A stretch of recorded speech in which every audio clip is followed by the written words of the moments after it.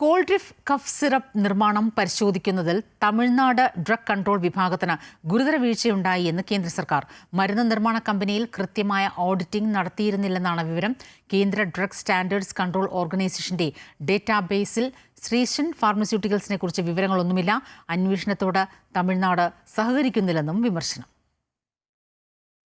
20-ലധികം കുട്ടികളാണ് cough syrup കഴിച്ചതിന് പിന്നാലെ രാജസ്ഥാനിലും മധ്യപ്രദേശിലുമായി മരിച്ചത്. മരണത്തിന് കാരണമായ കോൾഡ്രിഫ് നിർമ്മാണം ചട്ടങ്ങൾ പാലിച്ചായിരുന്നില്ല എന്ന് നേരത്തെ തന്നെ കണ്ടെത്തിയിരുന്നു. ഇതിനു പിന്നാലെയാണ് കൂടുതൽ വിവരങ്ങൾ കൂടി പുറത്തുവരുന്നത്. നിയമലംഘനങ്ങളിൽ ഒരു നടപടിയും സംസ്ഥാന ഡ്രഗ് കൺട്രോൾ വിഭാഗം എടുത്തിരുന്നില്ല എന്നുള്ളതാണ് ഞെട്ടിപ്പിക്കുന്ന വിവരം. കമ്പനിയുടെ പ്രവർത്തനങ്ങൾ സംബന്ധിച്ച് സെൻട്രൽ ഡ്രഗ് സ്റ്റാൻഡേർഡ് കൺട്രോൾ ഓർഗനൈസേഷന് വിവരങ്ങൾ കൈമാറിയിരുന്നില്ല. ഒരു തരത്തിലുമുള്ള ഓഡിറ്റിംഗും കമ്പനിയിൽ നടത്തിയിരുന്നില്ല എന്നും CDSCO വൃത്തങ്ങൾ പറയുന്നു. ഏറ്റവും ഒടുവിൽ മധ്യപ്രദേശിന്റെ അഭ്യർത്ഥന പ്രകാരമാണ് തമിഴ്നാട് സർക്കാർ ഫാർമസ്യൂട്ടിക്കൽ ഓഡിറ്റിംഗ് നടത്തിയെന്നാണ് കേന്ദ്ര ഏജൻസി വ്യക്തമാക്കുന്നത്. CDSCO നേതൃത്വത്തിൽ കമ്പനിയിൽ പരിശോധന നടത്താൻ ശ്രമിച്ചപ്പോഴും നിസ്സഹകരണ സമീപനമാണ് തമിഴ്നാട് സർക്കാർ സ്വീകരിച്ചത്. സ്വന്തം നിലയിൽ പരിശോധന നടത്തിയ കമ്പനിയുടെ അനുമതി റദ്ദാക്കിയെന്നും central drug standard control organization പറയുന്നു.